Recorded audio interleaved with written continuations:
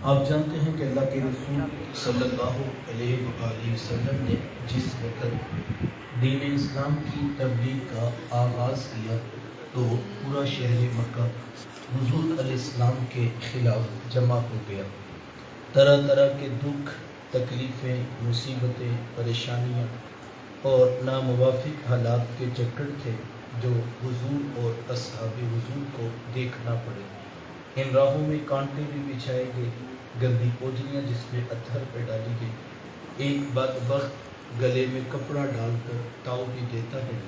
شاہ ابی طالب کی گھاٹی کے دکھ کون بھول سکتا ہے؟ 3 سال تک حضور علیہ السلام کا معاشی اور سماجی بائیکاٹ کر دیا گیا۔ نہ غلہ پہنچنے دیا جاتا ہے اور نہ پانی پہنچنے دیا جاتا ہے، اور حالت یہ تھی کہ لوگ سوکھے پتے کھا کھا کر گزر اوقات کرنے پر مجبور ہو چکے تھے۔ لیکن جب دیکھا کہ مکے کے حالات بدلنے کی طرف نہیں آ رہے تو میرے حضور ایک طویل اور کٹھن سفر کر کے اہل طائف کے پاس پیغام لے کر پہنچے اور ان کے بڑے بڑے سرداروں کو دین کی دعوت پیش کی۔ جب بات مکمل ہوئی تو خیال یہ تھا کہ یہ لوگ حمایت کا اعلان کریں گے، لیکن انہوں نے بھی ڈنکے کی چوٹ پر انکار کر دیا کہ ہم آپ کی بات کو تسلیم نہیں کرتے۔ حضور فرمایا کہ میں بڑی محبت سے تمہارے پاس پیغام لے کر آیا تھا، تم نے بات کو قبول نہیں کیا، یہ تمہاری مرضی ہے، لیکن تم اتنا ضرور کرنا کہ مکے والوں کو نہ بتانا کہ میں تمہارے پاس پیغام لے کر آیا تھا۔ ان میں سے ایک کہنے لگا کہ ہم آپ کا راز کیوں رکھتے پھریں؟ ہم تو لوگوں کو بتائیں گے کہ نیا دین ہمارے پاس بھی آیا تھا اور ہم نے اس کی دعوت کو مسترد کر دی۔ بات یہاں تک بھی رہتی تو یہ ایک امر آخر تھا، لیکن ہمیں تاریخ بتاتی ہے کہ جب حضور علیہ السلام واپس پلٹنے لگے تو انہوں نے 2 رویا کی تاروں میں اوباشوں کو کھڑا کیا اور ان کے ہاتھوں میں پتھر دیے۔ جب میرے حضور چلتے وہ حضور کے قدموں پہ پتھر مارتے، ایک قدم پہ پتھر لگتا تو میرے حضور دوسرے پہ پلٹتے، دوسرے پہ پتھر لگتا تو میرے حضور واپس پہلے پہ پلٹتے۔ شدت درد اور احساس کرب سے تھک کر میرے حضور نیچے زمین پر بیٹھ جاتے، ان کے 2 اوباش آگے بڑھتے، حضور علیہ السلام کو کندھوں سے پکڑ کر کھڑا کرتے، میرے حضور پھر چلتے، وہ پھر پتھر مارتے۔ اتنے پتھر مارے گئے کہ چاند سے خوبصورت پنڈلیاں خون سے نچڑنے لگیں، نالین تھے کہ خون سے بھر چکے تھے، اب مزید چلنے کی بھی سکت باقی نہیں تھی۔ ایک فرشتہ حاضر خدمت ہے، اگر کہیں تو ابھی دونوں پہاڑوں کو ملا کر پوری بستی کو ہی ملیا بیٹ کر دیتے ہیں، لیکن میرے حضور کیا فرمایا؟ حضور فرمایا کہ میں رحمت بن کے آیا ہوں، زحمت بن کر نہیں آیا۔ پتھر کھا کر دعائیں دینا یہ ایک پیغمبر کا ہی حوصلہ ہو سکتا ہے۔ ہماری تو تقریر پہ کوئی سبحان اللہ نہ کہے تو ہمارا مزاج بگڑ جاتا ہے۔ آج کا خطیب کہتا ہے کہ مجھے بلانے سے قبل اتنے اکاؤنٹ میں ٹرانسفر کرو، میں پھر بات کرنے کے لیے آؤں۔ آج کہا جاتا ہے جب کتاب مفت نہیں تو تقریر مفت کیوں؟ تو جناب گاڑی پیٹرول سے چلتی ہے، قوم کو یہ سارے نخرے کون دکھا رہا ہے جس کا وقت لینے کے بعد لوگ مہینہ مہینہ دعوتی عمل میں مصروف رہتے ہیں؟ جی جناب، پنڈال میں داخل ہوتے ہی جن کو زوردار نعروں کا استقبالیہ پیش کیا جاتا ہے، جی جناب جس کے ہاتھ کو چوم کر آنکھوں کو لگا لینا لوگ اپنے لیے سعادت اور اعزاز سمجھتے ہیں، وہ کہہ رہا ہے جب کتاب مفت نہیں تو تقریر مفت کیوں؟ تو جناب گاڑی پیٹرول سے چلتی ہے، تو میں کہنا چاہوں گا صاحب تو گاڑی کا پیٹرول کتابوں کی قیمت گنواتا ہے، آ ذرا دیکھ میرے رسول کا انداز تبلیغ۔ لوگ پتھر مارتے ہیں، میرے رسول مٹھی بولی سے بات کرتے ہیں۔ لوگ اوجریاں ڈالتے ہیں اور حضور جولی اٹھا کر ہدایت کی دعائیں کرتے ہیں۔ اتنی کٹھن تبلیغ، اور پھر رب کا یہ حکم نامہ، قل لا اسألکم علیہ اجرا، محبوب آپ فرما دیجئے لوگوں میں تم سے دین کی تبلیغ کا کوئی صلہ، کوئی اجرت، کوئی عوض، کوئی تنخواہ۔ لا اسألکم، میں تم سے کچھ نہیں مانگتا۔ تم بات سننا نہیں چاہتے تھے، میں نے پیغام تمہاری روحوں میں اتارا، میں نے تمہیں دین کی دعوت دی، تم نے ہاتھوں میں پتھر اٹھا لیے، میں نے رب کی توحید سکھانا چاہی، تم نے رخ موڑ لیے۔ لیکن آج دین روحوں میں اتارنے کے باوجود بھی لا اسألکم علیہ اجرا، میں تم سے کوئی اجر طلب نہیں کرتا، الا المودۃ فی القربى، مگر میرے قرابت داروں سے پیار کرنا، میرے قریبیوں سے محبت اور مودت کے رشتے کو قائم رکھنا۔ اس پر اہل علم نے گفتگو کی اور کہا کہ جب پہلے کہا کہ میں کچھ نہیں مانگتا ہوں تو بعد میں قرابت داروں کی محبت کا سوال کیوں رکھا گیا؟ اگرچہ یہ کوئی مادیت کی چیز نہیں ہے، لیکن پھر بھی صلے کی ایک صورت تو بنتی ہے۔ تو اہل علم نے بڑا خوبصورت جواب دیا، کہا ایک تو یہ رب کا حکم تھا جو حضور علیہ السلام نے لوگوں تک پہنچا دیا، اور دوسرا یہ کہ اس میں بھی امت کی ہی بھلائی پیش نظر تھی کہ اگر تم میرے اہل بیت نبوت سے پیار کرو گے تو فائدہ میرا نہیں، فائدہ تمہارا ہی ہے، کہ تم کبھی گمراہ نہیں ہوگے۔ اور امت جب تک قرآن اور اہل بیت نبوت کا ہاتھ پکڑ کے رکھے گی، امت کبھی بھی گمراہ نہیں ہوگی۔ آقا کریم علیہ السلام نے اہل بیت سے محبت کا درس قولاً فعلاً عملاً امت کے سامنے رکھا۔ کبھی ترغیبانہ لہجے میں فرمایا، لوگوں رب سے محبت کرو کہ اس لیے کہ وہ تمہیں نعمتیں عطا کرتا ہے، اور مجھ محمد سے پیار کرو اس لیے کہ میں تو رب کا بھی محبوب ہوں۔ اور فرمایا کہ میرے اہل بیت سے محبت تم نے میری وجہ سے کرنی ہے۔ اور پھر فرمایا کہ لوگوں میں تمہیں اپنے اہل بیت کے معاملے میں اپنے رب کی یاد دلاتا ہوں، میں تمہیں اپنے اہل بیت کے معاملے میں اپنے رب کا خوف یاد دلاتا ہوں، میں تمہیں اپنے اہل بیت کے معاملے میں اپنے رب کی یاد دلاتا ہوں۔ اور پھر اپنا عمل بھی امت کے سامنے رکھ دیا۔ میرے حضور حسنین کریمین رضی اللہ تعالی عنہما کے ساتھ کتنا پیار کیا کرتے تھے، یہ شہزادے میرے حضور علیہ السلام کو کتنے محبوب تھے کہ حضور کبھی ان کو اپنی گود میں بٹھاتے ہیں تو کبھی علم نشرہ والے سینے پہ کھڑا کرتے ہیں، اور کبھی ان کو اپنے کندھوں پہ اٹھا لیتے ہیں، تو کبھی اپنی مبارک زبان ان کے منہ میں رکھتے ہیں اور کبھی ان کی زبان اپنے مبارک منہ میں رکھتے ہیں۔ کبھی حضور دعا کے ہاتھ اٹھاتے ہیں، اے اللہ یہ میرے بیٹے ہیں، یہ میری بیٹی کے بیٹے ہیں، اے اللہ میں ان سے پیار کرتا ہوں، مالک تو بھی ان سے پیار کر، اور مالک جو ان سے پیار کرے تو اس سے بھی پیار فرما۔ قیامت تک حضور علیہ السلام کی دعا ہے ہر اس شخص کے نام جو یہ چاہے کہ رب رب ہو کے مجھ سے پیار کرے، سادہ سا نسخہ کیمیا دے دیا، تم میرے بیٹے حسن سے پیار کرنا، تم میرے بیٹے حسین سے محبت کرنا، ہم دعا دیتے ہیں رب رب ہو کے تم سے پیار کرے۔ میرے حضور کتنا پیار کیا کرتے تھے۔ میرے حضور منبر پر جلوہ فراز ہوتے ہیں، ابھی خطبہ کے الفاظ ترتیب پا رہے تھے۔ حسنین کریمین رضی اللہ تعالی عنہما ننھی عمر ہے، سرخ رنگ کی قمیضیں پہنی ہیں، ابھی نیا نیا چلنا سیکھا ہے، مسجد نبوی میں داخل ہوتے ہیں، کبھی گرتے ہیں کبھی سنبھلتے ہیں۔ میرے حضور سے گرتے ہوئے شہزادے دیکھے نہیں جاتے۔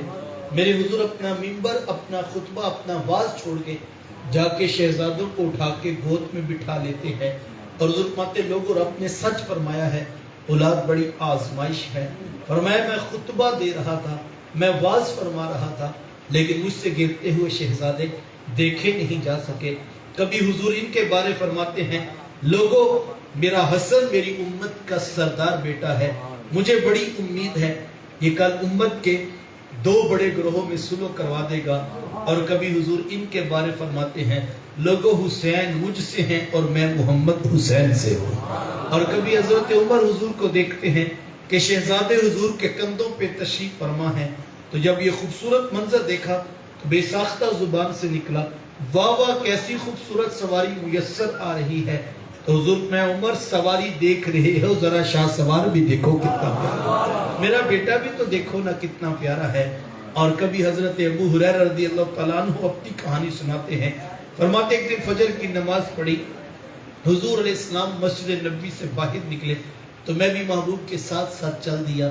چلتے چلتے حضرت فاطمہ رضی اللہ تعالی عنہا کا آنگن آ گیا. حضور علیہ السلام نے آواز دے کر کہا میرے بیٹے کہاں ہیں؟ شہزادے دوڑتے ہوئے آئے تو ہماتے میں نے اپنی آنکھوں سے دیکھا حضور نے بازو کھول دیے اور شہزادوں کو پکڑ کر اپنے سینے سے لگا دیا. میرے حضور کتنا پیار کیا کرتے تھے کہ حضرت اسامہ بن زید رضی اللہ تعالیٰ عنہ فرماتے ہیں کہ مجھے حضور علیہ السلام سے کوئی کام تھا. رات کی تاریکی میں میں اپنے محبوب کی دہلیز پہ حاضر ہوا, اپنا دکھڑا اپنا درد اپنی کہانی سنائی. میرے حضور علیہ السلام نے میری ضرورت پوری فرما دی.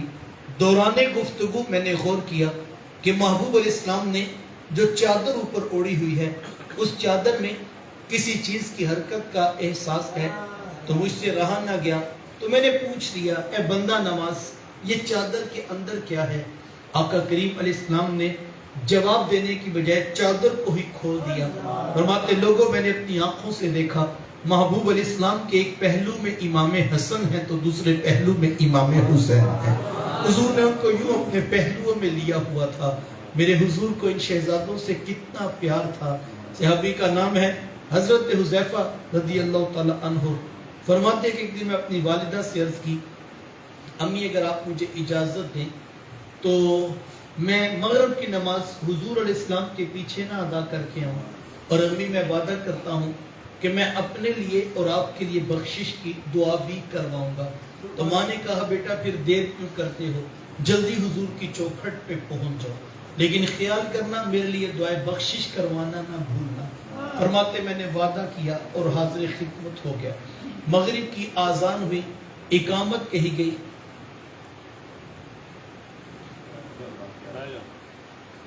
آقا کریم علیہ السلام نے نماز پڑھائی اور لوگ نماز مکمل کر کے گھروں کو چلے گئے اور میں وہی کونے میں بیٹھ کر انتظار کرنے لگا. حضور علیہ السلام اپنے معمولات عبادت میں مصروف تھے کہ میری ہمت نہ ہو سکی کہ میں حضور سے کچھ عرض کر سکوں, اور وقت اتنی تیزی سے سمٹا کہ عشاء کی آذان کا بھی وقت ہو گیا. آذان ہوئی, اقامت کہی گئی, محبوب علیہ السلام نے نماز پڑھائی, لوگ نماز مکمل کر کے گھروں کو چلے گئے اور میں وہی کونے میں بیٹھ کر پھر انتظار کرنے لگا. گھر جانے کا خیال آتا تو قدم رک جاتے کہ ایک نماز کی چھٹی لے کر آئے تھے, اب نمازیں بھی 2 ہو گئی ہیں. بغیر دعا کے چلے گئے تو ماں ناراض ہوگی. ماں نے تو چھٹی سی شرط پہ دی تھی کہ میرے لیے بخشش و مغفرت کی دعا بھی ضرور کروانا. آقا کریم علیہ السلام کی طرف بڑھنا چاہتا تو ان کا ادب مانے آ جاتا کہ حضور تو اپنی عبادات میں مصروف ہیں, خلل کیسے پیدا کر سکتا ہوں. فرماتے اسی کشمکش میں بیٹھا سوچ رہا تھا کہ کیا کروں. تھوڑی دیر کے بعد آقا کریم علیہ السلام اپنے مصلی امامت سے اٹھے اور اپنے کاشانہ اقدس کی طرف بڑھنے لگے تو میرا دل دھڑکنے لگا کہ حذیفہ اب تو موقع ہاتھ سے جا رہا ہے, اور اگر حضور گھر چلے گئے پھر تو صبح ملاقات ہوگی. فرماتے غیر ارادی طور پر نہ چاہتے ہوئے بھی میرے قدم کچھ تیز ہوئے تو قدموں کی آہٹ اور آواز پیدا ہوئی. آقا کریم علیہ السلام نے رات کے اندھیرے میں بغیر پیچھے دیکھے بغیر پلٹے پوچھا من ھذا, کون ہے جو میرے پیچھے پیچھے آ رہا ہے؟ حذیفہ تو نہیں ہے؟ قلت نعم, جی جی حضور میں حذیفہ ہی. حضور میں حذیفہ, اللہ تجھے بھی بخشے تیری ماں کو بھی بخشے, اللہ تجھے بھی بخشے تیری ماں کو بھی بخشے. بتاؤ کام کیا ہے؟ اللہ اکبر. بندہ مٹ نہ جائے آقا پر تو وہ بندہ کیا ہے, بندہ مٹ نہ جائے آقا پر تو وہ بندہ کیا ہے, بے خبر ہو جو غلاموں سے وہ آقا کیا ہے. ابھی حذیفہ گھر سے نہیں چلے تھے کہ حضور علیہ السلام کو پتا تھا کہ حذیفہ کس بات کی چھٹی مانگ رہے ہیں. فرمایا حذیفہ اللہ تجھے بھی بخشے تیری ماں کو بھی بخشے, بتاؤ کام کیا ہے. اب حضرت حذیفہ خاموش کرے. دل میں خیال آتا ہوگا کہ میں تو اتنی بڑی بات سوچ کے آیا تھا اور محبوب اتنے قریب ہیں کہ بات لبوں تک بھی نہیں پہنچی اور مسئلہ حل کر دی. فرمایا حذیفہ اللہ تجھے بھی بخشے تیری ماں کو بھی بخشے, بتاؤ کام کیا ہے. اب حضرت حذیفہ خاموش کریں. علماء نے اس بات کو لکھا ہے کہ یہ جو ہم حضور علیہ السلام کی دہلیز پر پہنچ کر اپنے دکھڑے, اپنے درد, اپنی کہانیاں, اپنا استغاثہ پیش کرتے ہیں, کہا یہ صرف اپنے دکھی دل کے قرار کے لیے ہے, ورنہ وہ محبوب تو وہ ہیں جو بند لبوں کی کہانیاں بھی جانتے ہیں، وہ تو بند سینوں کی داستانیں بھی جانتے ہیں۔ اگر پھر بھی کسی کو یقین نہ آئے تو وہ حضرت وابصہ سے پوچھے۔ اللہ اکبر، مجلس رسول لگی ہے، صحابہ بیٹھے ہیں، حضرت وابصہ آئے اور آ کر پیچھے بیٹھے۔ آقا کریم علیہ السلام نے فرمایا ادنو یا وابصہ، وابصہ دور بیٹھے ہو، ذرا قریب آ جاؤ۔ فرماتے میں تھوڑا قریب ہوا تو حضور میں وابصہ اور نیڑے آ جاؤ۔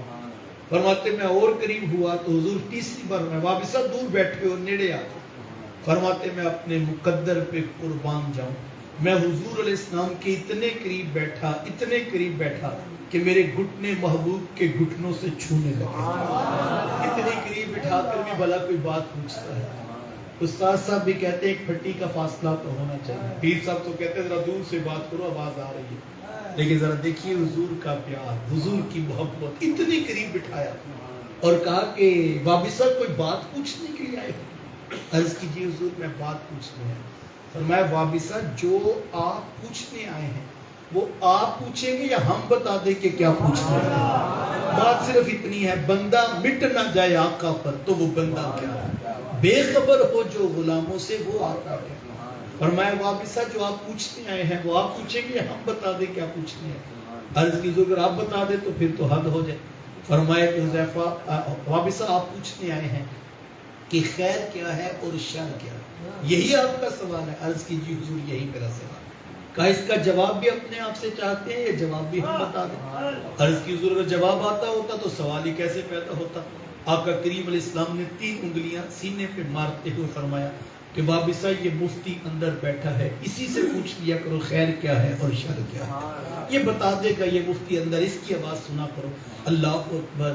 تو فرمایا کہ حذیفہ اللہ تجھے بھی بخشے، تیری ماں کو بھی بخشے، بتاؤ کام کیا؟ اب حضرت حذیفہ خاموش کرے تو آقا کریم علیہ السلام نے خود ہی وقفہ سکوت توڑا اور حضرت میں کہ سنو حذیفہ، ان ھذا ملک لم ينزل الارض قط، ابھی ایک فرشتہ میرے پاس آیا تھا جو آج سے قبل پہلے کبھی زمین پر نہیں آیا۔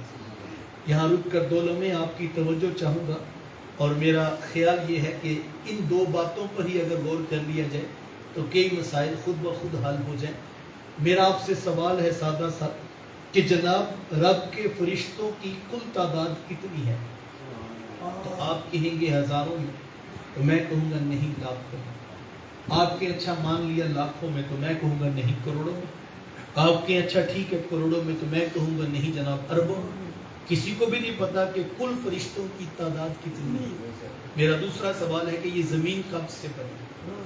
تو آپ کہیں 14 صدیوں سے، تو میں کہوں گا نہیں، یہ 14 صدیاں تو میرے حضور علیہ السلام کی تشریف آوری کو گزری ہے، زمین تو اس سے بھی پہلے لاکھوں لوگ، کروڑوں لوگ گزر چکے ہیں، بلکہ حضرت آدم علیہ السلام بھی زمین پر بعد میں تشریف لائے ہیں، زمین پہلے موجود ہو چکی تھی۔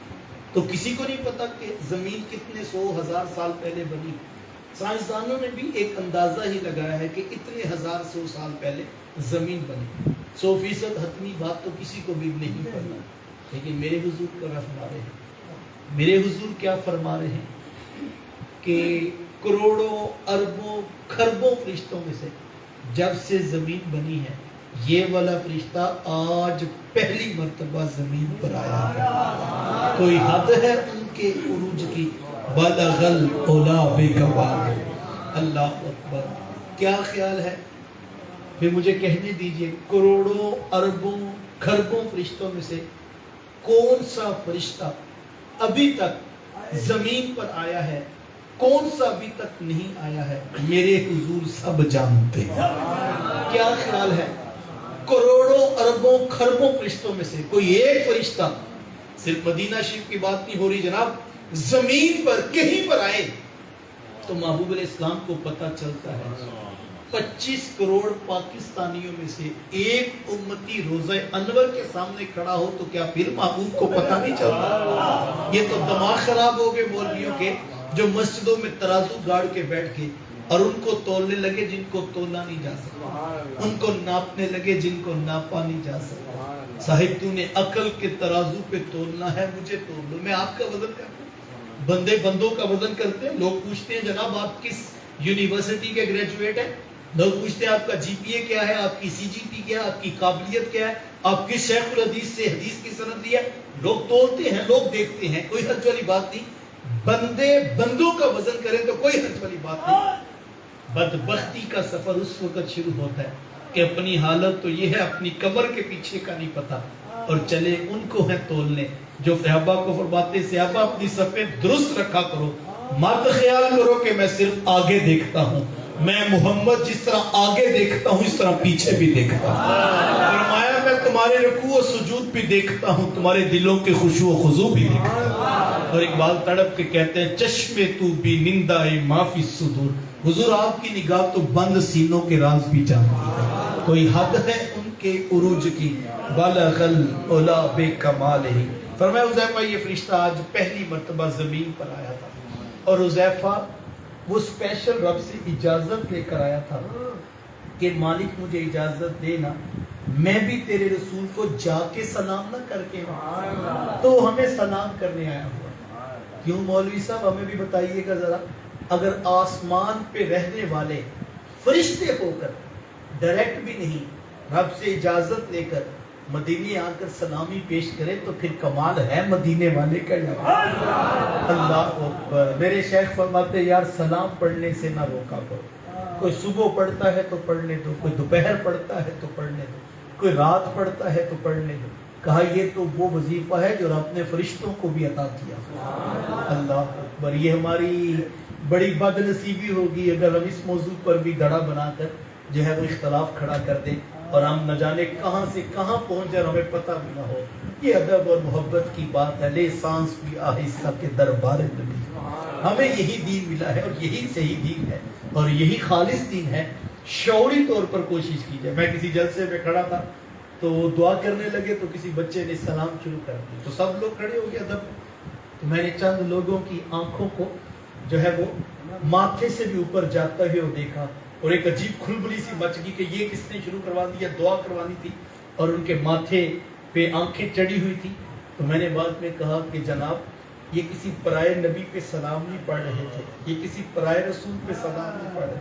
ابھی نماز مغرب کے بعد جس نبی پر تشہد میں بیٹھ کر آپ نے درود بھی پڑھا سلام بھی پڑھا یہ بھی اسی رسول پہ پڑھا. تو ذرا اپنی نماز کا ہی جائزہ لے لیجیے. ہماری تو نماز ہی پوری نہیں ہوتی جب تک سونے محمد کو سلام نہ کرنا. آپ کون سی نماز پڑھتے ہیں، آپ کون سا سجدہ کرتے ہیں؟ یہ سجدے تو مکمل ہی نہیں ہو پا رہے ہیں، یہ نماز تو مکمل نہیں ہوتی. دیکھو آپ گھر سے نکلے تو پوچھا کدھر جا رہے تو ہمیں اللہ کی عبادت کے لیے مسجد میں جا رہا. وضو کرنے لگے تو قاری صاحب نے کہا ابھی تو ٹائم نہیں ہوگا، بس ذوق تھا ذرا نفل پڑھ لے، اللہ کی عبادت کا شوق آیا تھا. تو آپ وضو کر کے پاک جگہ کا انتخاب، پاک لباس پہنا ہے اور قبلہ رخ ہو کر آپ نے کہا اللہ اکبر. آپ نے اس کی کبریائی کا اعلان کیا کہ تو ہی سب سے بڑا ہے، اور پھر آپ نے کہا مالک رب العالمین تو ہے، رحمان تو ہے، رحیم تو ہے، مالک یوم الدین تو ہے، میں تیری ہی عبادت کرتا ہوں، میں تجھ سے ہی مدد مانگتا ہوں. پھر رکوع میں پھر سر سجدے میں رکھ دیا، ماتھا بھی ٹیک رہے ہیں، ناک بھی رگڑ رہے ہیں، تسبیح سے بھی کہہ رہے ہیں کہ مالک اعلیٰ تو ہے، عرفہ تو ہے، افضل تو ہے. عبادت کے لیے ہی آئے تھے، سجدہ بھی کر دیا، سر بھی جھکا دیا، دماغ بھی جھکا ہوا ہے، سوچے فکرے خیالات بھی اس کی دہلیز پہ جھکے. عبادت کے لیے آئے تھے، عبادت تو مکمل ہو گئی. اٹھ کے جانے لگے تو کہا نہیں نہیں ذرا بیٹھ جا، پلکیں جھکا دے، ادب سے ذرا سونے محمد پہ درود بھی پڑھو، اس پہ سلام بھی بھیجو. رب کی عبادت ہی کرنی ہے لیکن ذرا شکریہ تو ادا کرو ہمارے رسول کا. تمہیں کیا پتا تھا کہ رب کون ہوتا ہے؟ لیکن یہ فیض ہے سونے محمد عربی صلی اللہ علیہ وسلم کا، جنہوں نے رب کی دہلیز کا سجدہ تمہیں بتایا. ورنہ تو انسانیت بھٹک رہی تھی. تو ہماری تو صاحب نماز پوری نہیں ہوتی جب تک ہم بیٹھ کر محبوب پہ درود اور سلام نہ پڑھ لیں. تو فرمایا کہ حذیفہ وہ ہمیں سلام کرنے کے لیے آیا، اور حذیفہ اس نے مجھے آ کر بتایا ہے کہ میری بیٹی فاطمہ جنتی عورتوں کی سردار ہے اور میرے بیٹے حسنین کریمین جنتی جوانوں کے بھی سردار ہے. سیدہ شباب اہل جنہ، یہی دو نوجوان ہیں جو جنتی جوانوں کے بھی سردار ہیں. اچھا یہ حدیث آپ نے پہلے بھی علماء سے سنی ہوگی اور میرا ماننا یہ ہے ہو نہیں سکتا اس مجمع میں کوئی ایک شخص بھی ایسا ہو جس کو یہ حدیث کا نہ پتہ ہو. میں بلکہ کسی چھوٹے بچے سے بھی پوچھوں کہ بیٹا مجھے بتائیے گا کہ جنتی جوانوں کے سرداروں کے نام کیا ہیں، تو وہ بھی مسکرا کے کہے گا حضرت ایک کا نام امام حسن ہے اور دوسروں کا نام امام حسین ہے رضی اللہ تعالی عنہما. تو میں پوچھتا ہوں بیٹا یہ آپ نے کس کلاس میں سبق پڑھے گا، کس کلاس میں یہ سبق پڑھا تھا؟ وہ ہنس کے کہتا ہے حضرت یہ اس کلاس میں تو نہیں پڑھا تھا، یہ تو میری ماں نے روٹی کے نوالے کھلاتے ہوئے سکھا تھا، یہ تو میں نے ماں کی آغوش میں سیکھا تھا، یہ تو دودھ پیتے لوریاں سنی تھی اور اس میں بتایا تھا میری ماں نے کہ جنتی جوانوں کے سرداروں کے نام دو ہیں، ایک کا نام امام حسن ہے اور دوسروں کا نام امام حسین ہے. آج بچے کو یہ حدیث زبانی یاد ہے. اگر کسی کو بھی دعائے قنوت یاد نہیں ہوئی تو اس کو یہ والا سبق ضرور یاد ہے کہ جناب جنتی جوانوں کے سرداروں کے نام دو ہیں، ایک کا نام امام حسن اور دوسروں کا نام امام حسین رضی اللہ تعالی عنہما. لیکن میرا سوال یہ ہے کہ آج امت کے بچے کو یہ حدیث زبانی یاد ہے، لیکن آقا کریم علیہ السلام نے تو 14 صدیاں قبل پیچھے پلٹ گئے تو رات کے اندھیرے میں عشاء کی نماز کے بعد اس حدیث کے مطابق اپنے گھر کے باہر کھڑے کر کے رات کے اندھیرے میں ایک مرتبہ اپنے ایک صحابی حضرت حذیفہ کو بتایا تھا، اور بتایا اس وقت تھا جب یہ شہزادے ننھی عمر میں کھیل رہے تھے کہ جو ہمارے آنگن میں کھیلتے ہوئے تم شہزادے دیکھتے ہو نا، یہ کوئی عام نہیں ہے، یہ جنتی جوانوں کے بھی سردار ہے. کوئی میڈیا کا دور تو تھا نہیں، یہاں سے کلپ نکلتا ہے تو آج پوری دنیا کو پتہ چل جاتا ہے. حضور علیہ السلام نے تو رات کی تاریکی میں ایک مرتبہ عشاء کی نماز کے بعد اس حدیث کے مطابق اپنے ایک صحابی کو اپنے گھر کے باہر کھڑے ہو کر حضرت حذیفہ کو ایک مرتبہ بتایا. آج 14 صدیوں کے بعد بچے کو یہ سبق یاد ہے. پھر مجھے کہنے دیجئے یہ شان تو اہل بیت رسول کی ہے، لیکن امت کو یہ یاد اصحاب رسول نے کروایا. صحابہ نے بتایا تھا کہ میں تنہائی میں تھا، خلوت میں ملاقات ہوئی، ایک مرتبہ مجھے حضور نے بتایا. پھر انہوں نے سب کو بتایا کہ یہ کوئی عام لوگ نہیں ہیں، یہ جو ہے وہ حضور کے شہزادے ہیں اور یہ جنتی جوانوں کے بھی سردار ہیں. اللہ اکبر، کتنا پیار ہمیں سکھانا ہے، حضور علیہ السلام کی ہر نسبت کا احترام سکھانا ہے. وقت سمٹ گیا اور میں بات مکمل کروں.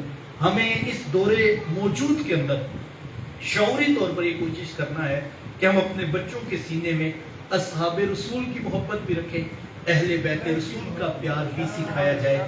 یہ شعوری کوشش کرنی ہے. اور اگر ہم اس انداز سے سوچنے کا مزاج اپنے بچوں کو نہیں سکھائیں گے تو جو فتنے منظر عام پر آ رہے ہیں العیاذ باللہ، مجھے اور آپ کو پوری توانائی کے ساتھ شعوری طور پر کھڑے ہونا ہوگا اور وہی دین سکھانا ہوگا جو پیر فیض الحسن شاہ صاحب سکھایا کرتے تھے. آپ خطبہ دے کر باہر نکل رہے تھے، ایک نوجوان نے بازو پکڑ کر کہا کہ حضرت ایک مسئلہ تو بتا دیجئے. کہا کہ پوچھئے کیا ہے؟ کہا کہ مجھے بتائیے حضرت سیدہ فاطمہ الزہرا رضی اللہ تعالی عنہ افضل ہیں یا کہ حضرت سیدہ عائشہ صدیقہ رضی اللہ تعالی عنہ افضل ہے؟ تو پوچھنے والے نے تو آپ کو پھنسانا چاہا. خیال ہوگا کہ یہاں کھڑے ہوں گے تو میں ادھر آ جاؤں گا، ادھر آئیں گے تو میں پہلی جگہ پہ آ جاؤں گا. ظاہری بات ہے ہر شخص کی سوال، آج ہم پوڈ کاسٹ پہ دیکھتے ہیں سوال پوچھنے والے کا تو مقصود کچھ اور ہوتا ہے. وہ کوئی علم کی خیرات تھوڑی لینے آیا ہوتا ہے، وہ تو کوئی فتنے کو ہوا دینے آیا ہوتا ہے. لیکن جن کو عقائد کی خیرات گنبد خضرا کی مکی کے قدموں سے ملی، بھلا ان کو کوئی سوال کیا پریشان کرے. تو کہا بیٹا یہ بھی کوئی پوچھنے والی بات ہے؟ تو کہا حضرت پھر آپ بتا دیں. کہا اچھا بیٹا دیکھو، اگر تم دیکھو بیٹی ہونے کی حیثیت حضرت سیدہ فاطمہ الزہرا رضی اللہ تعالی عنہ، وہ بیٹی ہے امام الانبیاء صلی اللہ علیہ وسلم، اور حضرت سیدہ عائشہ صدیقہ رضی اللہ تعالی عنہ وہ بیٹی ہے جناب ابو بکر صدیق رضی اللہ تعالی عنہ. تو بیٹا یہ کیسے ہو سکتا ہے بھلا کہ نبیوں کے امام کی بیٹی سے جناب ابو بکر کی بیٹی افضل ہو جائے؟ حضرت یہ تو بالکل نہیں ہو سکتا، یہ تو بڑی پکی بات آپ نے بتائی. تو کہا یہ سمجھ آتی؟ کہا جی بالکل، یہ تو بات ہی بالکل واضح. کہا بیٹا جس طرح یہ والی سمجھ آتی ہے اب یہ بھی سمجھ آنی چاہیے.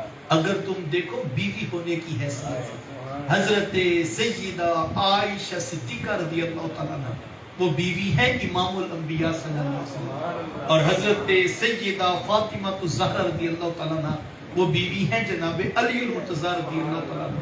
تو بیٹا یہ بلا کیسے ہو سکتا ہے کہ نبیوں کے امام کی بیوی سے جناب علی المرتضی کی بیوی افضل ہو؟ مطلب کیا؟ حضور علیہ السلام کی نسبت سے دیکھو گے تمہیں ہر کوئی اونچا اور بڑا نظر آئے اور ہم دیکھیں گے اس نگاہ سے اور یار یہ تو صحابہ رسول ہیں، یہ تو اہل بیت رسول ہیں، یہ تو نام ہی بڑے بلند ہیں، یہ تو لوگ ہی بڑے اونچے ہیں. اگر آپ مجھ سے پوچھیں کہ دین کیا ہے تو شعر تو سادہ سا اردو کا ہے، لیکن کسی لکھنے والے نے حد کر دی اور کہنے والے نے کمال کر دیا. یقین جانیے قلم کیا چومی، آپ تخیل کی پرواز کو بھی چومتے چلے جائیں گے. کسی کہنے والے نے کیا کہہ دیا اور کیا لکھ دیا. شعر تو سادہ سا ہے لیکن میری 30-35 منٹ کی بات کو شاید یہ پورے طور پر سمجھا دے گا. کسی کہنے والے نے کیا خوب کہا، ذرے اس خاک کے تابندہ ستارے ہوں، ذرے اس خاک کے تابندہ ستارے ہوں گے جس جگہ آپ نے نالین اتارے. صاحب ہم تو یہاں کھڑے ہیں، زمین پر پڑے ہوئے ریت کے وہ ذرے، وہ خاک ہے، وہ مٹی ہے، اس کی کوئی قیمت نہیں. یہ کتنی مٹی ہماری گلیوں میں پڑی ہے، کبھی کسی نے بوتلوں میں ڈال کے سنبھال کے کسی کو تحفے نہیں دیے. سب کو پتا یہ خاک ہے، یہ مٹی ہے، اس کی کیا قیمت. لیکن اگر اس مٹی کو نسبت ہو جائے میرے حضور سے، نہیں جناب، میرے حضور تو پھر میرے حضور. اس مٹی کو نسبت ہو جائے میرے حضور کے گھر والوں سے، نہیں جناب، وہ تو میرے حضور کے گھر والے. اس مٹی کو نسبت ہو جائے میرے حضور کے اصحاب سے، نہیں جناب، وہ تو پھر میرے حضور کے اصحاب ہیں. اس مٹی کو نسبت ہو جائے اگر میرے حضور کے قدموں سے لگے ہوئے نالین شریفین سے، تو صاحب پھر فتویٰ یہ ہے، یہ مٹی اب مٹی نہیں، یہ خاک مدینہ شفا بن چکی ہے. تو ہمیں تو یہاں کھڑا کیا گیا تھا، لیکن افسوس کے دور پرفتن نے ہمیں نہ جانے کہاں سے کہاں دھکیل دیا، اور ہم ہیں کہ اپنی تحقیقات کے انہیں رنگ میں الجھتے جا رہے ہیں. ہمیں حضور علیہ السلام کا ادب، ان کی محبت، ان کے اصحاب کا پیار، ان کی آل و عطرت کی الفت سینوں میں جو ہے وہ داخل کرنا ہوگی، اور یہ شعوری طور پر کوشش کرنا پڑے گی. اپنے بچوں کو لے کر بیٹھتے یہ محافل یقیناً باعث برکت ہے، اس سے بہت ساری خیر اور بہت ساری بلائی مقصود ہے، لیکن ان کا ایک بڑا مقصد یہ ہے کہ ہم اپنی نوجوان نسل کو اپنے رسول صلی اللہ علیہ وآلہ وسلم کے اصحاب، ان کے اہل بیت کا تعارف کروائیں کہ جن کے ہم ماننے والے ہیں وہ کوئی عام لوگ نہیں تھے، وہ پوری استقامت کے ساتھ دین سے پیار کرنے والے تھے، رب کی رضا پر راضی رہنے والے، اور رسول اللہ صلی اللہ علیہ وآلہ وسلم کی اتباع میں وہ گندے ہوئے لوگ تھے. شعوری کوشش یہ کیجئے اپنے بچوں کو دین خود سکھائیے. سوشل میڈیا پر جو اس وقت کوہرام میں بدتمیزی مچا ہوا ہے، ایک طرف حیا کا جنازہ نکال دیا اور بے حیائی کا جو سیلاب ہے وہ ہم سب کے سامنے ہے. چند ٹگوں کی خاطر بہنوں اور بیٹیوں کی ویڈیوز بھی اپلوڈ کر کے ان سے بھی ویورشپ حاصل کی جا رہی ہے. ایک طرف یہ کوہرام میں بدتمیزی اور دوسری طرف سینوں سے ادب رسول کو چھینا جا رہا ہے، اور ہر موضوع کو اختلافی موضوع کا رنگ دیا جا رہا ہے تاکہ قوم قبول کر جائے کہ ہر چیز اختلاف کیا ہے، اس میں کچھ معاذاللہ حقیقت نہیں. یاد رکھیے گا، دین ادب کا نام ہے، دین محبت سکھاتا ہے، دین آل رسول، اصحاب رسول، اہل بیت رسول کا پیار اور ادب سکھاتا ہے. ہمیں تو واضح کہا گیا جو اپنے بڑوں کا احترام نہیں کرتا، اپنے چھوٹوں پہ شفقت نہیں کرتا، وہ ہمارے ساتھ نہیں ہے. شعوری طور پر مجھے اور آپ کو یہ کوشش کرنا ہے، دور موجود میں اپنے بچوں کو ادب والا دین سکھائیے. اپنے اسلاف کا یہ ورثہ مجھے اور آپ کو پوری طاقت کے ساتھ شعوری طور پر اپنی نسلوں میں منتقل کرنا ہوگا.